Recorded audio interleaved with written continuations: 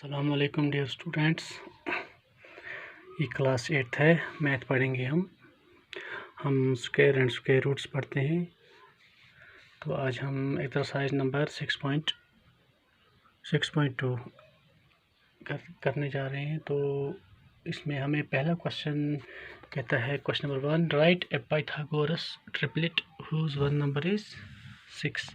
एक नंबर तो हमें वहीं से दिया हुआ है, तो हमें पाइथागोरस ट्रिपलेट बनाने हैं।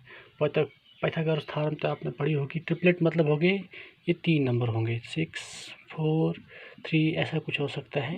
यानी कि ये पाइथागोरस में हमें ये 2 ढूंढने हैं, और एक तो दिया हुआ है 6 दिया हुआ है, ये ढूंढना है और ये ढूंढना है।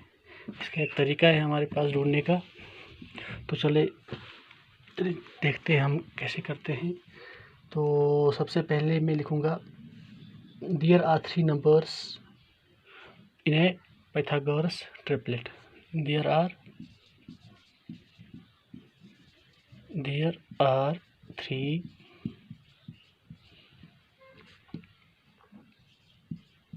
numbers, NOS numbers in a Pythagoras triplet. पहला नंबर कौन सा होता है? 2m, ठीक है, 2m। दूसरा नंबर कौन सा होता है? दूसरा नंबर होता है m² + 1 m² - 1, ठीक है, m² - 1। और तीसरा नंबर जो होता है वो m² + 1 होता है, ठीक है। पहला नंबर 2m आता है हमारे पास, ये पाइथागोरस का पहला नंबर होता है फार्मूला के हिसाब से। तो दूसरा नंबर हम लेंगे m² - 1, तीसरा होता है m² + 1। मतलब यहाँ तो हमें पहला नंबर दिया हुआ है, पहला नंबर हमें यहाँ ये है, दूसरा ये है, तीसरा ये है। तो पहला नंबर हमें सिर्फ दिया हुआ है 6, पहला पार्ट करेंगे हम 6, ठीक है। इसका मतलब हो गया इम्प्लाइज दैट जो ये 2m है वो 6 के बराबर है, ठीक है ना। 2m 6 के बराबर है, पहला दिया हुआ है हमारे पास। यहाँ से हमें m निकलेगा, m = 6/2। ये 2 इसके नीचे डाल दिया मैंने। 2 1 is 2, 2 3 are 6, implies that m = 3। m निकला हमारे पास 3। दूसरा नंबर क्या आता है? सेकंड नंबर होता है m² - 1, which implies that m तो हमें निकला 3, यानी कि 3² - 1, which further implies that 3 3 are 9, 3 है ना 2 बार, -1, which is equal to 9 - 1 is equal to 8, यानी कि दूसरा नंबर हमारे पास आ गया 8। तो थर्ड नंबर होता है m² + 1, which implies that m तो निकला हमारे पास 3 3² + 1, which implies that 3 3 are 9 + 1 is equal to 10। यानी कि हमें पूछता है right a Pythagoras triplet. Therefore Pythagoras triplet is क्या है? एक तो 3 आ गया, कामा 8 आ गया और कामा 10 आ गया, ठीक है। ये तो हो गए हमारे पाइथागोरस ट्रिपलेट के 3 नंबर्स, ठीक है। तो दूसरा पार्ट करेंगे इसका। दूसरा पार्ट आप खुद भी कर लेंगे, आसान है, जल्दी से कर लेता हूँ। दूसरा पार्ट इसमें 14 है, ठीक है। तो पहला नंबर क्या आता है हमारे पास? 2m होता है पहला, वो 2m दिया हुआ है हमें, वो है 14 के बराबर, ठीक है। तो m हो गया, implies that m = 14/2, that is 2 1 is 2, 2 7s are 14, that is equal to 7। यानी कि m हो गया, निकला हमारे पास 7, ठीक है। तो दूसरा नंबर क्या होता है हमारे पास? m² - 1, implies that 7² - 1, ठीक है, which implies that 7 7s are 49 - 1 हो गया 48, ठीक है। ये तो हो गया दूसरा नंबर हमारे पास। तो तीसरा नंबर क्या आएगा, m square plus 1 that is equal to 7 square plus 1 which implies that 7 7s are 49 which further implies plus 1, ठीक है, प्लस 1 49 प्लस 1 हो गया 50, यानी कि इसका मतलब हो गया पाइथागोरस ट्रिपलेट क्या बन गया हमारे पास, ये 3 नंबर, ठीक है। पहला नंबर तो हमें 7 आ गया, दूसरा नंबर तो 48 आ गया, तीसरा नंबर आ गया 50। ये इसका पाइथागोरस ट्रिपलेट। ओके, उम्मीद है आपको समझ आ गया होगा। बाकी दो पार्ट है इसके, वो आप खुद कर लेना। तो आगे चलते हैं हम क्वेश्चन नंबर, नहीं पहले एक्सरसाइज के इतने ही क्वेश्चन हैं, तो हम अगली एक्सरसाइज की तरफ चलते हैं। एक्सरसाइज नंबर 3.6.3 6.3 में पहले बोलता है हमें what could be the possible ones digit of the square root of each of the following. Part दिए हुए हमें, पहला पार्ट है हमारे पास 9801, यानी कि possible one digit of square root of each of the following. Square root में one digit क्या होना चाहिए इसमें से।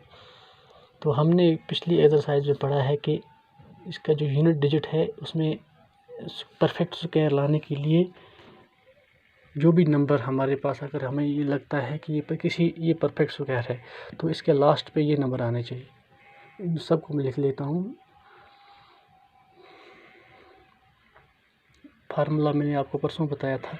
एक तो यूनिट डिजिट प्लेस पे 0 1 4 5 6, ठीक है, एंड 9। अगर इन नंबर्स में से कोई भी नंबर के आखिर पे होगा, ठीक है, तो ये परफेक्ट स्क्वायर है। अगर ये नंबर इनमें से नहीं होगा तो ये परफेक्ट स्क्वायर नहीं है, ठीक है। ये आप याद रख लेना, यहाँ पे ये परफेक्ट स्क्वायर है ये नंबर या नहीं। बिल्कुल इसकी यूनिट डिजिट जो है ये 1 है, यानी कि 9801 इज़ ए परफेक्ट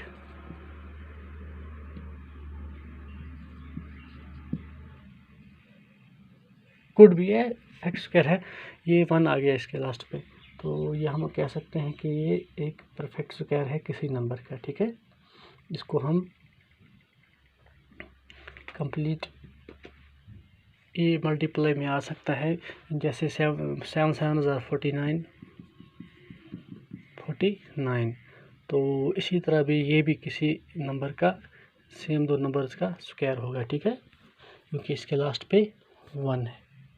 तो क्वेश्चन नंबर 2 बोलता है हमें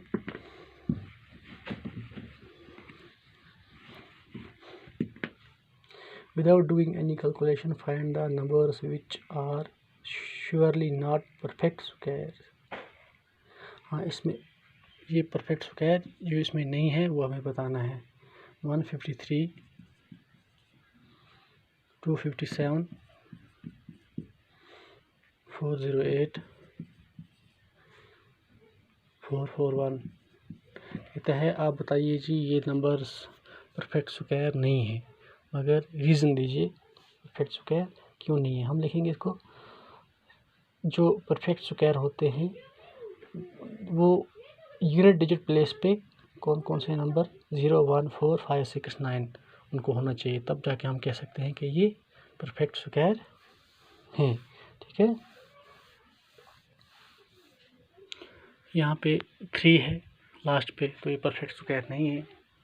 7 है इसको लास्ट पे, तो ये परफेक्ट स्क्वायर नहीं है। 8 है इसको लास्ट पे, तो ये परफेक्ट स्क्वायर नहीं है।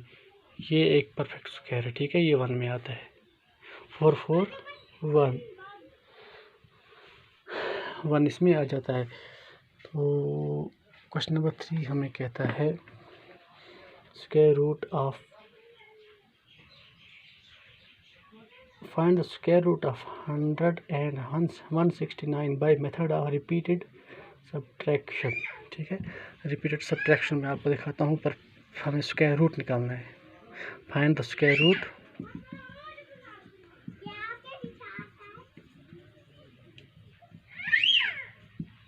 बाय रिपीटेड सब्ट्रैक्शन मेथड, ठीक है। तो किसका 100 का, पहले हम 100 का निकालेंगे। 100 में से 100 को हम कैसे लिखेंगे, ऐसे हम लिखेंगे by successive subtraction odd natural numbers from 100, ठीक है। By successive odd natural numbers from 100, ठीक है। By successive odd natural numbers from 100 में से हम पहले ऑड नंबर्स निकालेंगे इसके, ठीक है। सक्सेसिव देखो वो -1, तो वो कितना आ गया, 100 - 1 हो गया 99, ठीक है। अब जो ये 99 है, 99 में से तो इसका दूसरा ऑड नंबर निकालेंगे। 1 के बाद आएगा दूसरा सक्सेसिव ऑड नंबर 3। 99 - 3 किसके बराबर हो गया, 96। तो अब हम 96 में से निकालेंगे 3 के बाद दूसरा ऑड नंबर आएगा 5। 96 - 5 तो किसके बराबर गया, 91, ठीक है। अब 91 में से हम निकालेंगे अगला सक्सेसिव ऑड नंबर 5 के बाद 7 आता है। 91 - 7 वो 84 के बराबर आएगा। अब 84 में से 7 के बाद आएगा 9 निकालना है, ऑड नंबर, दूसरा ऑड नंबर। तो 84 में से 9 निकालिए तो वहाँ पे 75 रह गए। इसी तरह 75 में से 9 के बाद आएगा इसमें 11 निकालेंगे तो वहाँ रह गई 64, ठीक है। 64 में से अब 11 के बाद 13 निकालेंगे तो वहाँ रह गए 51, ठीक है। और 51 में से 15 निकालेंगे, वहाँ कितने रह गए, 36। अब 36 में से 17 निकालेंगे हम, 15 के बाद 17 आएगा तो वहाँ कितने रह गए, 19, ठीक है। अब 19 में से 17 के बाद आएगा ना 19, अगला नंबर 17 के बाद आएगा 19 में से 19 निकालो तो 0। तो कितने स्टेप लगे हमें यहाँ तक पहुँचने के लिए, 1 2 3 4 5 6 7 8 9 है 10, यानी कि subtraction is completed at 10th step. So subtraction